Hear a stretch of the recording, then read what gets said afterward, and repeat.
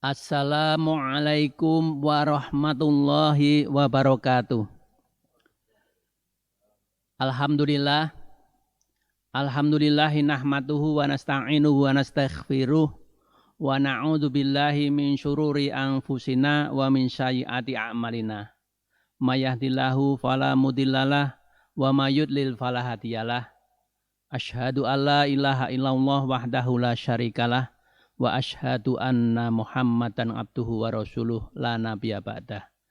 Qala Allahu ta'ala fil Qur'anil Karim. A'udzu billahi minasyaitonir rajim. Bismillahirrahmanirrahim. Ya ayyuhalladzina amanu taqullaha wal tandur nafsum ma qaddamat liqad wattaqullaha innallaha khabirum bima ta'malun.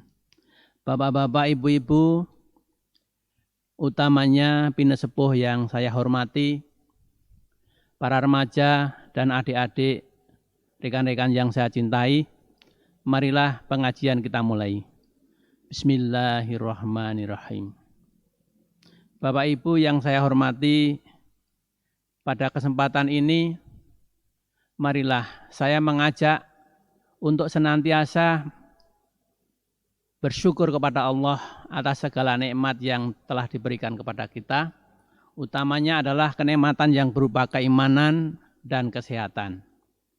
Untuk selanjutnya, salamnya Ustadz kepada kita.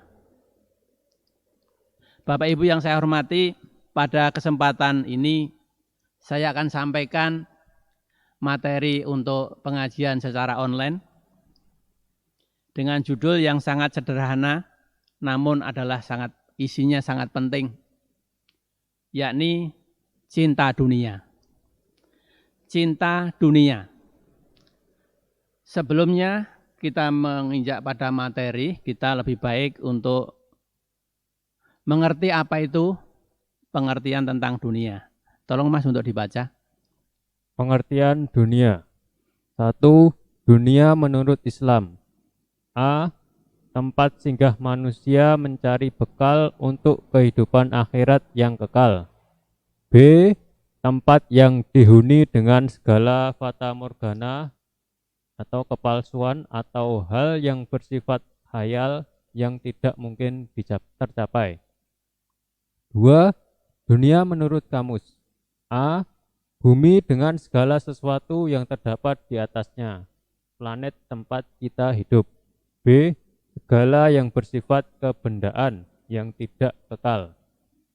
Ya, demikianlah Bapak Ibu, bahwa pengertian dunia ada dua macam, kami perinci. Yang pertama, dunia menurut Islam. A. Dunia itu adalah tempat singgah manusia mencari bekal untuk kehidupan akhirat yang kekal. Jadi singgah itu sementara. Jadi dunia itu adalah tempat singgah manusia mencari bekal untuk kehidupan akhirat yang kekal. Dan tempat dunia ini, menurut Islam ini, pengertian Islam, adalah tempat yang dipenuhi dengan segala fata morgana, dengan segala kepalsuan, atau hal-hal yang bersifat khayal, yang tidak mungkin tercapai. Sedangkan pengertian secara kamus, bahwa dunia ini adalah bumi dengan segala sesuatu yang terdapat di atasnya. Itu di planet yang di tempat ini, dunia itu adalah di bumi, bukan planet di bintang ataupun bulan ataupun matahari. Jadi tempat planet kita hidup ini adalah yang dinamakan dunia adalah di bumi. Dan segala yang bersifat kebendaan itu namanya dunia yang sifatnya itu tidak kekal. Itu pengertian tentang dunia.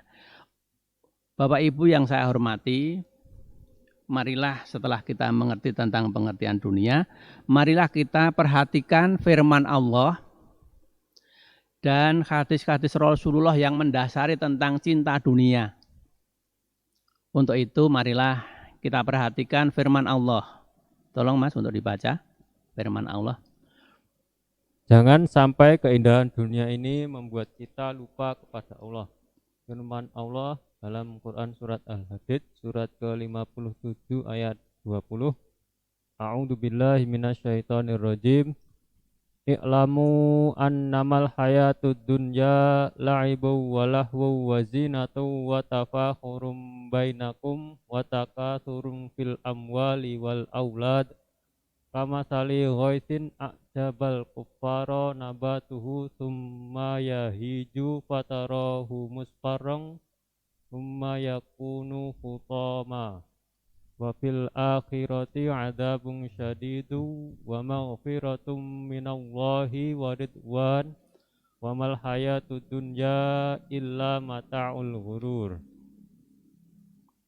Ketahuilah bahwa sesungguhnya kehidupan dunia itu hanyalah permainan dan suatu yang melalaikan, perhiasan dan bermegah-megah antara kamu serta berbangga-bangga tentang banyaknya harta dan anak.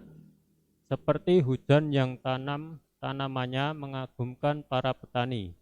Kemudian tanaman itu menjadi kering dan kamu lihat warnanya kuning, kemudian menjadi hancur. Dan di akhirat nanti ada azab yang keras dan ampunan dari Allah serta keridhaannya. Dan kehidupan dunia ini tidak lain hanyalah kesenangan yang menipu. Demikianlah Bapak Ibu, apa yang telah kita perhatikan, kita dengarkan, yakni di dalam Quran, surat Al-Hadid ayat 20, Allah memperingatkan kepada kita. Kalau kita perhatikan dengan pelan-pelan, kita pahami, kita pelajari ayat ini, sehingga ayat ini akan memberikan pengertian yang jelas kepada kita untuk kita bisa mengambil manfaatnya. Dalam ayat ini diterangkan, i'lamu, ketahuilah. Jadi supaya ayat ini diketahui oleh kita semua. I'lamu. Annamal hayatud dunya. Jadi bahwa kehidupan ini, sesungguhnya kehidupan dunia ini la'ibun wa lahwun. La'ibun wa lahwun, di situ diterangkan hanyalah permainan dan sesuatu yang melalaikan. Jadi kalau ayat ini kita perhatikan secara cermat, ini mengandung 4 pengertian, 4 pokok. Yang pertama, i'lamu annamal hayatud dunya la'ibun wa lahwun wa zinatun wa tafakurun bainakum wa takatsurun fil amwali wal auladi. Di situ diterangkan bahwa sesungguhnya kehidupan dunia itu hanyalah permainan dan sesuatu yang melalaikan. Permainan, kalau kita memperhatikan sejak kita kecil, permainan itu, ya kalau kita melihat anak-anak kita bermain, misalkan bermain tentang bermain kelereng, bermain boneka, dan lain-lain, itu adalah sebentar saja sudah membosankan. Itu kehidupan dunia, gambarannya permainan seperti itu. Kalau sudah dewasa, permainan macamnya banyak. Ada yang bulu tangkis, ada yang sepak bola, ada yang futsal, ada yang volleyball, dan lain-lainnya. Itu sifatnya sementara. Itu gambarannya adalah satu permainan. Yang melalaikan dengan adanya permainan itu biasanya orang itu akan menjadi lalai tentang kewajiban-kewajibannya. Kelalaian akan melalaikan. Kemudian perhiasan memang indah. Dunia itu adalah indah.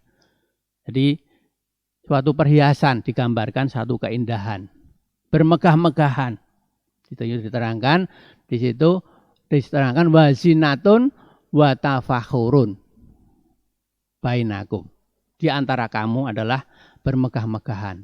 Di samping itu juga wa takatsurun. Jadi juga di situ diterangkan berbangga-bangga. Berbangga-bangga tentang apa? Fil amwali wal auladi. Tentang banyaknya harta dan anak. Jadi seseorang itu kalau hartanya sudah banyak, maka dia akan bangga, berlomba, berbangga-bangga dengan hartanya, berbangga-bangga dengan anaknya yang sukses. Ini adalah kehidupan dunia. Gambarannya seperti itu. Kemudian poin yang kedua, kamasali ghoisin a'jabal kufaro nabatuhu tuma yahiju fatarohu musfaron tuma yakunu hutoma. Ditiru diterangkan seperti hujan.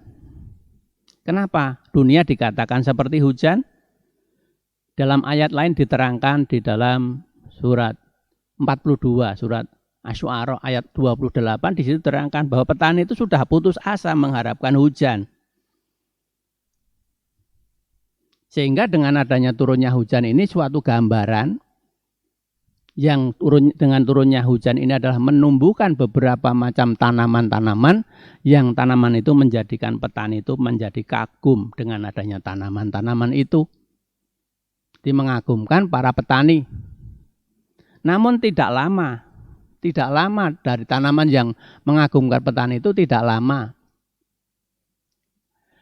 Tidak lama akhirnya summa yahiju fatarohu, kemudian menjadi kering. Musfaron, warnanya kuning. Jadi tanaman itu menjadi kering, warnanya kuning. Sumayakunu hutoma, kemudian hancur.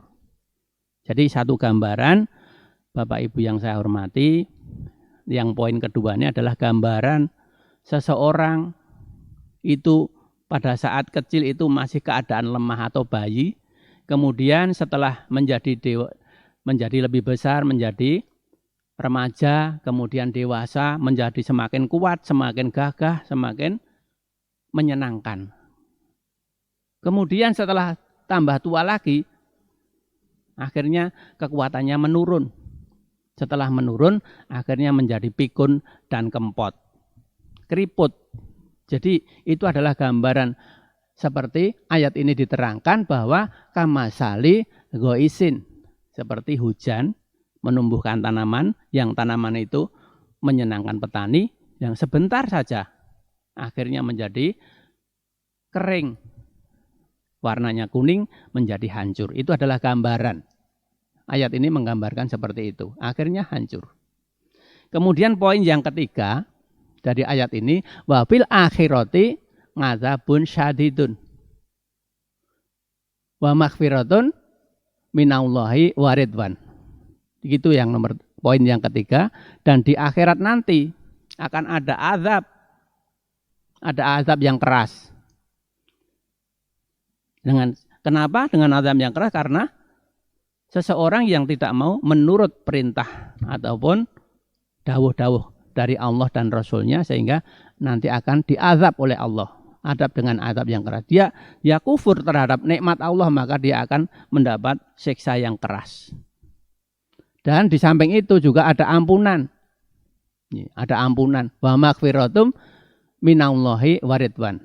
Dan keridhaan Allah. Jadi kepada hamba Allah yang menurut perintah-perintah Allah, maka mendapatkan ampunan dan dia akan diridhoi oleh Allah. Karena apa? Dia selalu mohon ampun kepada Allah, selalu bersyukur kepada Allah. Jadi kita jangan sampai meremehkan dengan ucapan alhamdulillah, astagfirullah. Kalimat-kalimat ini adalah mudah, ringan, mudah diucapkan, tetapi tidak banyak orang yang melakukan. Maka orang-orang yang selalu melakukan, mengucapkan alhamdulillah dan astagfirullah, maka inilah nanti yang akan mendapatkan ampunan dari Allah dan keridhoannya. Sedangkan yang poin yang terakhir, yang keempat adalah wa mal hayatud dunya illa mata'ul ghurur. Dan kehidupan dunia ini tidak lain hanyalah kesenangan yang menipu. Bapak Ibu yang saya hormati, itu adalah gambaran petunjuk dari Allah yang menjelaskan bahwa kehidupan dunia ini hanyalah kesenangan yang menipu. Sehingga kalau kita ini tidak waspada terhadap masalah dunia ini, maka kita akan menjadi sesat. Untuk itu, marilah kita tengok kembali firman Allah yang menjelaskan tentang kecintaan dunia. Monggo Mas, silakan dibaca. Kecintaan dunia. Quran surat Ali Imran surat ketiga ayat 14. Zuyyina lin-nasi hubbus syahawati minan nisa'i wal banina wal qanatiril muqantarati minaz zahabi wal fiddati wal khailil musawwamati wal an'ami wal harth dzalika mata'ul hayatid dunya wallahu 'indahu husnul ma'ab. Dijadikan indah pada pandangan manusia kecintaan kepada apa-apa yang diingini, yaitu wanita-wanita, anak-anak, harta yang banyak dari jenis emas, perak, kuda pilihan, binatang-binatang ternak, dan sawah ladang. Itulah kesenangan hidup di dunia, dan di sisi Allah lah tempat kembali yang baik, surga. Yeah. Ayat ini sangat populer, sering kita dengarkan, maka ini adalah menjadi peringatan pada kita semua. Memang Allah memberikan dunia ini menjadi keinginan daripada manusia. Diterangkan di situ, yuzinna linnasi hubus syahawati minanisa wal banina wal qanatirin muqantarati. Jadi dijadikan indah pada pandangan manusia. Kecintaan kepada apa-apa yang diingini. Jadi kalau seseorang itu cinta kepada tiga hal ini, satu, cinta pada wanita, ini adalah wajar. Memang Allah menjadikan wanita ini untuk dicintai. Kalau ada seorang laki-laki yang tidak mencintai wanita, pasti ada masalah.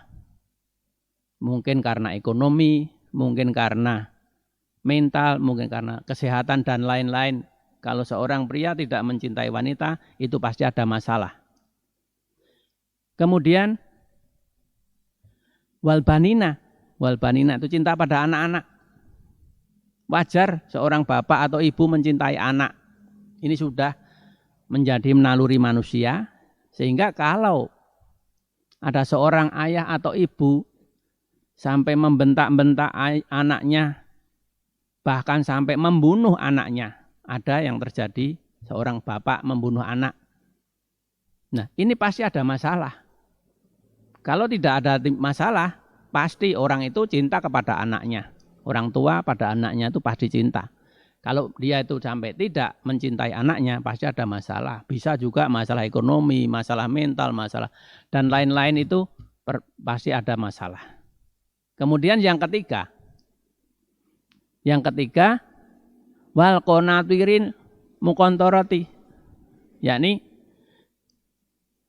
harta yang banyak. Mencintai harta yang banyak itu adalah wajar, boleh. Seseorang mencintai harta itu boleh, karena sudah ditakdirkan bahwa seorang itu mencintai harta itu sudah hal yang wajar. Namun jangan sampai mencintainya harta itu akan berlebih-lebihan. Jadi orang mencintai harta yang banyak itu adalah suatu hal yang wajar. Macam harta banyak jenisnya. Ada jenis emas, jenis perak, kuda pilihan. Zaman dahulu kuda pilihan. Ya, jadi kudanya gagah, besar, larinya kencang, itu senang pada zaman dulu. Kalau zaman sekarang kuda pilihan adalah kendaraan. Kendaraannya macamnya sangat banyak. Pada kondisi sekarang ini banyak sekali. Jadi kendaraan banyak, mobil macamnya banyak.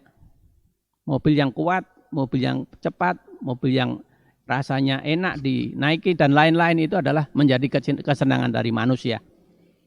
Kemudian binatang-binatang ternak. Binatang-binatang ternak ini menjadi kecintaan manusia juga.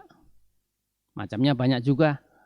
Ada yang ternaknya ayam, ada yang ternaknya ikan, dan macam-macam banyak lain-lain. Itu satu hal yang wajar.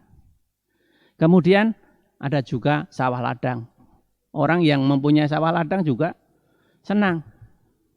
Ada yang sudah mempunyai satu, pengen yang nomor sawah yang dikembangkan lagi menjadi 2 sawah, 3 sawah, dan lain-lain. Itulah kesenangan hidup di dunia. Itu kesenangan hidup di dunia. Dan di sisi Allah lah tempat kembali yang baik, yakni surga. Kita lanjutkan daripada firman Allah yang telah kita bahas, kemudian kita supaya juga dilengkapi dengan hadis Rasulullah. Silahkan Mas untuk dibaca. Hati-hatilah kalian terhadap dunia dan hati-hatilah terhadap wanita. An Abi Sa'id al-Khudri anin Nabi sallallahu alaihi wasallam qala inna dunya hulwatun khudratun wa inna allaha mustakhlifukum fiha wa yanzuru kaifa ta'malun fattaqud dunya wattaqun nisa wa inna awwala fitnati bani Israila kanat bin nisa. Dari Abu Sa'id al-Khudri dari Nabi Shallallahu alaihi wasallam, beliau bersabda, sesungguhnya dunia itu manis dan indah, dan sesungguhnya Allah menjadikan kalian untuk mengelolanya, dan Allah akan melihat bagaimana yang kalian berbuat taat kepada Allah atau berbuat maksiat. Maka hati-hatilah kalian terhadap dunia, dan hati-hatilah terhadap wanita. Karena pertama-tama fitnah yang terjadi di kalangan Bani Israel adalah karena wanita. Hadis riwayat Muslim. Bapak Ibu yang saya hormati, hadis ini adalah riwayat Muslim, jadi tidak ragu lagi untuk kita pegangi bahwa Rasulullah telah bersabda memberikan peringatan kepada kita. Ngan Abi Sa'idil Khudri ngani Nabi sallallahu alaihi wasallam qala inad dunya khulwatun khadiratun wa innallaha mustakhlifukum fiha fayanduru kaifa ta'malun fatakun dunya wa takun nisa wa inna awala fitnati bani Israila kanat fin nisa. Bapak Ibu yang saya hormati, pesan dari Rasulullah, dari Abu Sa'id Al-Khudri, dari Nabi Shallallahu alaihi wasallam, beliau bersabda, sesungguhnya dunia itu manis dan indah. Ini identik dengan Al-Quran surat Al-Imran tadi yang ayat 14. Jadi Nabi bersabda, sesungguhnya dunia itu manis dan indah. Ya, dunia itu manis dan indah. Dan sesungguhnya Allah itu menjadikan kalian itu untuk mengelolanya. Jadi bagaimana kita ini mengelola terhadap dunia ini. Maka Allah akan melihat bagaimana yang kalian perbuat. Dengan adanya disediakan oleh Allah banyak kenikmatan. Semua kebutuhan manusia disediakan.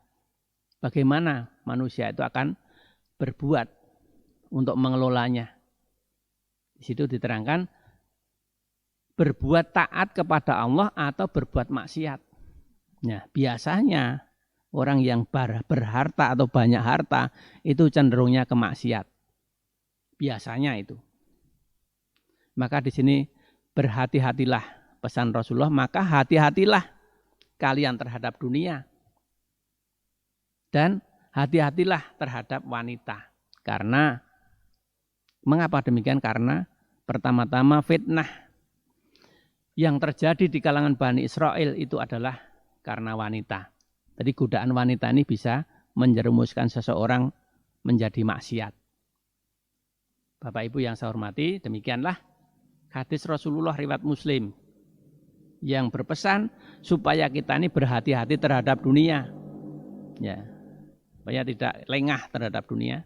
Dan terhadap wanita juga supaya berhati-hati. Ya. Kita lanjutkan. Seandainya anak Adam diberi kekayaan harta atau lembah penuh berupa emas, An Abbas bin Sahlin Sa'din qala sami'tu Ibnu Zubairin anil al-minbari bi Makkati fi khutbatihi yaqulu ya ayuhan nas innan nabiyya sallallahu alaihi wasallam kana yaqulu law anna ibna adama u'tiya wadiyan mal'an min dhahabin ahabba ilaihi taniyan walau u'ti taniyatan ahabba ilaihi talisan wala yasuddu jawfa ibnu adama illa turab wa yatubullahu ala man taba. Dari Abbas bin Sahal bin Sa'ad, ia berkata, aku mendengar Ibnu Zubair berkhutbah di atas mimbar di Makkah. Ia berkata, wahai para manusia, sesungguhnya Nabi Shallallahu Alaihi Wasallam bersabda, seandainya anak Adam diberi kekayaan harta satu lembah penuh berupa emas, tentu ia masih menginginkan lembah yang kedua. Dan seandainya ia diberi 2 lembah emas, tentu ia masih menginginkan lembah yang ketiga. Dan tidak ada yang menutup perut anak Adam kecuali tanah. Dan Allah akan menerima taubatnya orang yang mau bertobat. Hadis riwayat Bukhari. Yeah. Bapak Ibu yang saya hormati, hadis ini juga tidak asing bagi kita. Riwayatnya Bukhari dan tidak ragu lagi hadis ini adalah sahih. Ngan Abbasi bani Sahli bani Sa'din qala sami itu banu no Zubair ngalal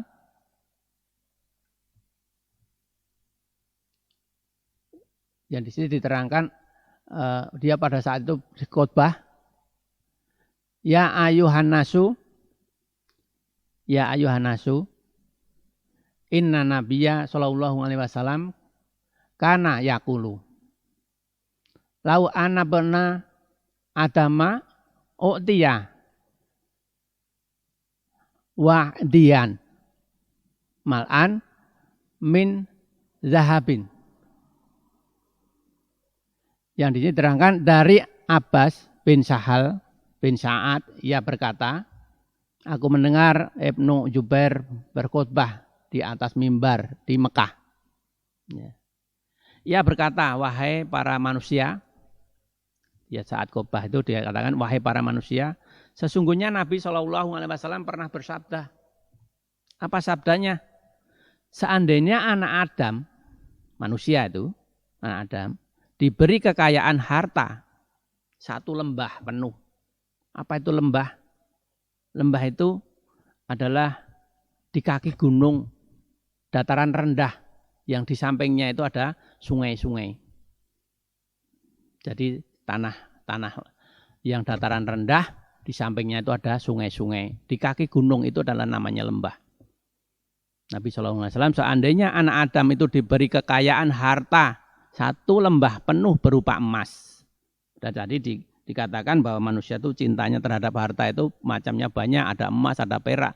Nah, jadi di sini diterangkan oleh Rasulullah, seandainya manusia itu diberi kekayaan 1 lembah penuh berupa emas, tentu ia itu masih menginginkan lembah yang kedua. Jadi sifat manusia itu tidak pernah puas, selalu kurang. Ya, jadi diterangkan oleh Rasulullah, diberi 1 lembah, menginginkan lembah yang kedua. Menginginkan lembah yang kedua. Dan seandainya ia itu diberi lembah yang kedua, jadi sudah mendapatkan 2 lembah yang berupa emas, gitu. Ya, tentu masih menginginkan lagi lembah yang ketiga. Jadi menginginkan lembah yang ketiga. Dan tidak ada yang menutup perut anak Adam kecuali tanah. Jadi manusia itu tidak akan bisa cukup dengan harta yang diberikan oleh Allah. Cukupnya kapan? Ya kalau istilahnya di sini ada yang menutup perut anak Adam kecuali tanah. Tidak ada yang bisa yang mencukupkan itu, tidak ada kecuali mati. Jadi dikubur nanti ditutup tanah. Itu. Jadi di sini diterangkan bahwa dengan adanya nikmat yang diberikan oleh Allah yang berupa lembah, yang sampai lembah ke-1, minta yang kedua, diberikan lembah yang kedua, minta yang ketiga, tidak akan cukup kecuali anak Adam itu perutnya itu ditutup dengan tanah atau dikubur. Dan Allah akan menerima taubatnya pada orang-orang yang bertaubat. Jadi orang-orang yang selalu bertaubat, mohon ampun pada Allah, ini Allah akan membuka, akan menerima dari taubat seseorang. Orang yang tidak mau bersyukur, maka dia termasuk kufur. Tapi orang yang bersyukur, dia selalu bertaubat, mohon ampun kepada Allah, itu akan diterima taubatnya oleh Allah. Lanjutkan untuk berikutnya. Ini firman Allah. Quran surat Ali Imran surat ketiga ayat 196 sampai 198. La yaghurrannaka taqallubul ladzina kafaru fil bilad mata'un qalil thumma ma'wahum jahannam wa bi'sal mihad. Lakinil ladzina taqaw rabbahum lahum jannatun tajri min tahtihal anharu khalidina fiha nuzulam min indillah wa ma indallahi khairul lil abrar. Janganlah sekali-kali kamu terperdaya oleh kebebasan orang-orang kafir bergerak di dalam negeri. Itu hanyalah kesenangan sementara. Kemudian tempat tinggal mereka ialah jahanam. Dan jahanam itu adalah tempat yang seburuk-buruknya. Akan tetapi orang-orang yang bertakwa kepada Tuhannya, bagi mereka surga yang mengalir sungai-sungai di dalamnya. Sedang mereka kekal di dalamnya sebagai tempat tinggal anugerah di sisi Allah. Dan apa yang di sisi Allah adalah lebih baik bagi orang-orang yang berbakti. Ya. Demikianlah Bapak Ibu firman Allah mengingatkan kepada kita supaya kita cermati, kita perhatikan di dalam surat Al-Imran. Surat Ali Imran ayat 196 sampai 198. A'udzubillahi minasyaitonirrajim. La yaghurrannaka taqallubul ladzina kafaru fil bilad. Janganlah sekali-kali kamu terpedaya oleh kebebasan orang-orang kafir bergerak di dalam negeri. Terpedaya, kengguh, terkecoh, terpengaruh. Jadi orang ini, kalau orang yang tidak beriman, orang kafir ini, di sini terangkan orang kafir, memang bebas. Dia tidak kenal tentang dosa, pelanggaran, aturan-aturan tidak menal, maka dia bebas. Pesan daripada Allah di dalam ayat ini, ayat 196 surat Ali Imran ini, la yaghurrannaka. Jadi jangan sekali-kali kamu ini terperdaya, terpengaruh, terkecoh. Ya. Jadi dengan kebebasan orang-orang kafir bergerak di dalam negeri ini. Karena apa? Mata'ul qalil. Di situ diterangkan ayat berikutnya, mata'ul qalil. Di situ diterangkan itu hanyalah kesenangan sementara. Jadi kesenangan dunia yang dilakukan atau yang dinikmati oleh orang-orang kafir itu hanya sementara. Ya. Kemudian tempat tinggal mereka ialah jahanam. Summa ma'wahum jahanam. Jadi tempat mereka ini summa ma'wahum jahanam. Tempat mereka ini adalah jahanam. Mbak Bisal mihad bahwa jahanam ini adalah tempat yang seburuk-buruknya. Jadi jangan sampai kita ini terpengaruh dengan kebebasan mereka. Kemudian ayat selanjutnya diterangkan, akan tetapi orang-orang yang bertakwa kepada Tuhannya, bagi mereka surga yang mengalir sungai-sungai di dalamnya. Jadi kalau kita ini memilih menjadi orang yang bertakwa kepada Tuhan, pada Allah, maka janjinya adalah surga. Jadi janjinya Allah ini adalah surga. Kalau kita bandingkan dengan orang-orang kafir yang bebas, yang sifatnya hanya mata'ul qalil, yang sementara, tidak lama. Ya. Maka marilah kita perhatikan, kita renungkan bahwa dengan adanya kita memilih menjadi orang yang bertakwa, maka Allah nanti akan memberikan dari pahalanya, memberikan surga yang di dalamnya mengalir sungai-sungai di tempat tinggal. Ini adalah merupakan anugerah. Jadi, mengalir sungai-sungai di dalamnya, sedang mereka kekal di dalamnya. Khalidina fiha. Ya. Jadi kekal di dalamnya. Ini adalah anugerah dari sisi Allah kepada orang yang bertakwa. Dan apa yang di sisi Allah adalah lebih baik bagi orang-orang yang berbakti. Wa ma indallahi khairun lil abror. Jadi orang yang berbakti ini adalah akan mendapatkan tempat yang baik nanti di sisi Allah. Jadi sekali lagi dari ayat ini mengingatkan kepada kita jangan sampai kita ini terpedaya terhadap kehidupan orang-orang kafir. Karena apa? Mata'ul qalil, bahwa kehidupan dunia itu hanya sementara. Kita lanjutkan dari firman Allah ini, kita lanjutkan pada hadis Rasulullah. Kehidupan dunia ini jika dibandingkan dengan kehidupan akhirat.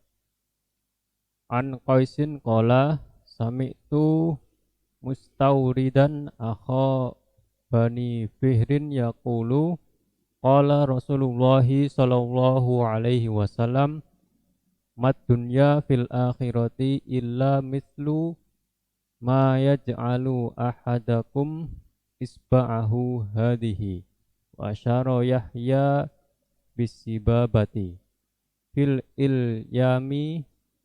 ilyami fal yangdur bima yarji'un.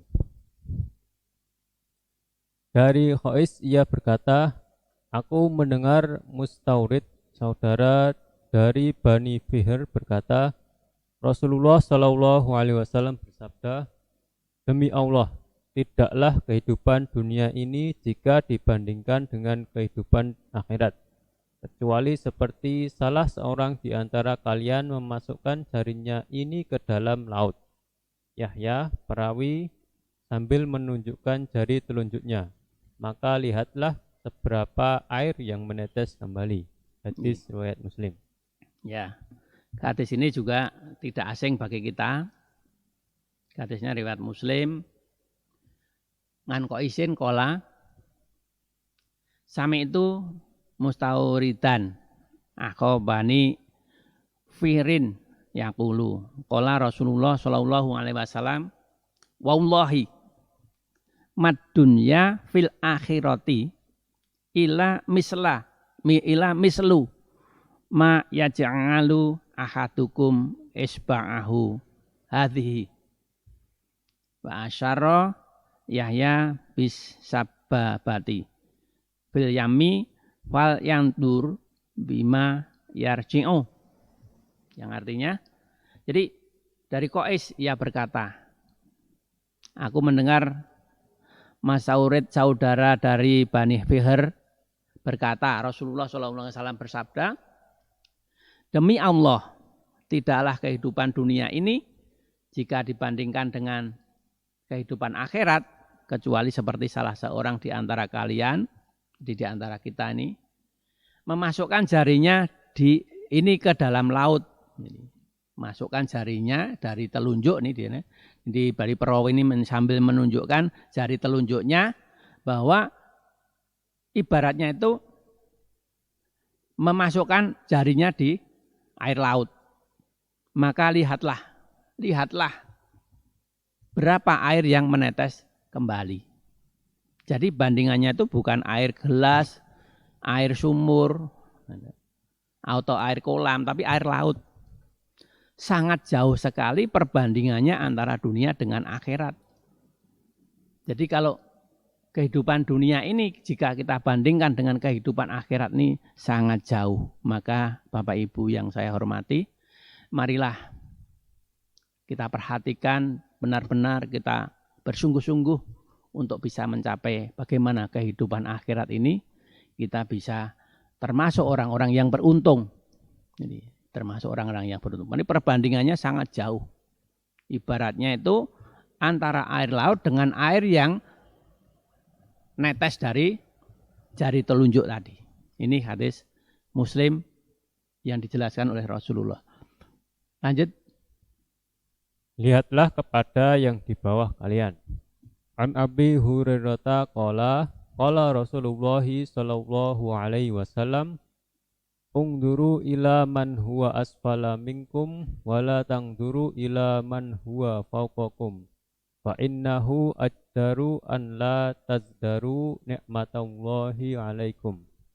Dari Abu Hurairah ia berkata, Rasulullah sallallahu alaihi wasallam bersabda, lihatlah kepada yang di bawah kalian dan janganlah kalian melihat kepada orang yang di atas kalian, karena yang demikian itu lebih pantas agar kalian tidak meremehkan nikmat Allah yang telah diberikan kepada kalian. Hadis riwayat Ibnu Majah. Ya, Bapak Ibu yang saya hormati, hadis ini mengingatkan kepada kita tentang nikmat Allah yang diberikan kepada kita. Sedikit apapun yang nikmat Allah yang diberikan kepada kita ini jangan sampai diremehkan. Jangan dianggap remeh. Allah memberikan kesehatan pada kita. Walaupun tidak ada materi yang banyak. Bagaimana orang kafir tadi digambarkan dalam surat Ali Imran ayat 96 sampai 98 tadi. Nah, di sini ngan Abi Hurairah qala Rasulullah sallallahu alaihi wasallam, unduru ila man huwa asfala minkum wala tanduru ila man huwa fauqakum fa innahu ajdaru ala tazdaru nikmatallahi alaikum. Dari Abu Hurairah ia berkata, Rasulullah sallallahu alaihi wasallam bersabda, lihatlah kepada yang di bawah kalian. Dan jangan kalian melihat kepada orang-orang yang di atas kalian. Ya. Karena yang demikian itu lebih pantas. Agar kalian tidak meremehkan nikmat Allah yang telah diberikan kepada kita. Kepada kalian. Bapak Ibu yang saya hormati. Kalau kita melihat di sekitar kita mungkin ada orang yang cacat, kakinya satu. Mungkin di sekitar kita juga ada orang yang kekurangan. Di sekitar kita mungkin ada orang yang pendapatannya pas-pasan. Kita itu lebih daripada mereka-mereka itu. Maka itu yang perlu kita lihat. Sehingga nikmat Allah seberapapun besarnya kepada kita, kita nanti akan merasakan bahwa kita ini diberi nikmat oleh Allah. Tapi kalau kita ini melihatnya selalu ke atas terus, tidak akan pernah berterima kasih atau bersyukur pada nikmat Allah yang diberikan kepada kita. Ini anjuran daripada Rasulullah supaya juga kita ini selalu bersyukur kepada Allah. Berapa besarnya nikmat yang diberikan kepada Allah. Diberikan Allah kepada kita. Kita lanjut. Ada 3 hal yang mengikuti mayit. An Anas bin Malikin qala Rasulullah sallallahu alaihi wasallam, yatma'ul mayyita salasatun fa yarji'usnani wa yaqqa wahidun yatba'uhu ahluhu wa maluhu wa amaluhu wa yarji'u ahluhu wa maluhu. Dari Anas bin Malik ia berkata, Rasulullah sallallahu alaihi wasallam bersabda, ada 3 hal yang mengikuti mayit. Yang 2 akan kembali, sedangkan yang 1 tetap menemaninya. Yang mengikutinya adalah keluarganya, hartanya, dan amalnya. Lalu keluarganya dan hartanya akan kembali. sedangkan amalnya akan tetap menemaninya. Hadis riwayat Muslim. Ye. Demikianlah Bapak Ibu, dari riwayat Muslim. Hadis ini juga tidak asing lagi bagi kita. Jadi ada 3 hal yang mengikuti mayat nanti. Apabila kita mati nanti akan diikuti oleh 3 hal ini. Sama. Ngan Anasi bani Malikin kola Rasulullah sallallahu alaihi wasallam yatba'ul mayita salah satun fayarji'u nani wayabqa wahidun wayatba'uhu ahluhu wa maluhu wa amaluhu fayarji'u ahluhu wa maluhu wa yabqa maluhu. Jadi dari Anas bin Malik ia berkata, Rasulullah Shallallahu alaihi wasallam bersabda, ada 3 hal yang mengikuti mayit. Kalau orang mati itu hanya diikuti 3 hal. Yang 2 akan kembali, sedangkan yang 1 tetap menemaninya. Menemani mayit tadi, menemani orangnya tadi, yang mati tadi. Jadi selalu mengikuti. Ya. Yang mengikutinya 3 itu apa? 1, keluarganya. Ya, keluarganya. 2, hartanya. Dan yang ketiga adalah amalnya. Lalu keluarga dan hartanya akan kembali. Tidak ikut keluarganya, tidak ikut dikubur, enggak. Hartanya juga tidak ikut dikubur. Sedangkan amalnya yang tetap menemaninya. Jadi Bapak Ibu yang saya hormati, yang selalu akan menemani kita nanti adalah amal kita. Tadi sudah dijelaskan bahwa di awal tadi tentang pengertian dunia adalah tempat singgah manusia untuk mencari bekal, yaitu amal itu. Yang nantinya selalu akan menemani kita kalau kita sudah mati. Itu saya kira juga tidak asing lagi. Hadis ini hanya kita lebih jelas lagi dengan kita ulang-ulang. Selanjutnya pada kesimpulan. Kesimpulan. 1. Hidup di dunia ini tidak lama, waktunya terbatas, dan semua manusia akan mati, baik dengan sebab sakit atau sebab-sebab lainnya. Dan apabila telah tiba saatnya mati, pasti akan menemui kita, tidak dapat dimajukan maupun diundurkan. 2. Marilah sisa umur dan kesempatan yang masih diberikan oleh Allah kita gunakan sebaik-baiknya untuk bertaubat kepada Allah dan menambah amal kebaikan untuk bekal hidup kita di akhirat kelak.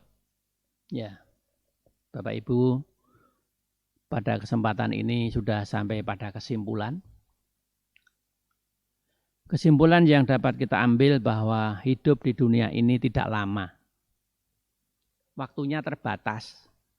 Dan semua manusia itu akan mati. Tidak akan manusia itu yang tidak mati, tidak akan ada. Baik dengan sebab sakit atau sebab-sebab yang lain. Mungkin tidak sakit pun mati. Ada yang mati di tanah lapang, ada yang mati pada saat olahraga. Mati juga. Mati itu satu tapi sebabnya banyak sekali. Dan apabila tiba saatnya mati itu, pasti akan menemui kita. Jadi mati itu akan menemui kita. Tidak dapat dimajukan maupun tidak dapat dimundurkan sedikit pun. Ini adalah mati. Maka marilah untuk yang nomor 2, kesimpulan yang saya sampaikan, marilah sisa umur atau kesempatan yang masih diberikan oleh Allah kepada kita ini, kita pergunakan dengan sebaik-baiknya ya, untuk bertaubat kepada Allah, untuk menambah amal kita, yang amal ini akan selalu menemani kita nanti sampai mati, sampai menghadap kepada Allah. Amal ini nanti yang akan menemani kita. Jadi kita hendaklah selalu menambah amal kebaikan-kebaikan untuk bekal hidup kita nanti menghadap kepada Allah. Bapak Ibu yang saya hormati, kiranya demikian yang dapat saya sampaikan pada kesempatan ini. Kalau ada benarnya adalah dari Allah, dan kalau ada salahnya kami mohon maaf kepada Bapak Ibu sekalian. Untuk itu marilah pengajian kita akhiri. Alhamdulillahirabbil alamin. Subhanakallahumma rabbil alamin. Doa la ilaha anta astaghfiruka wa atubu ilaik. Wassalamualaikum warahmatullahi wabarakatuh.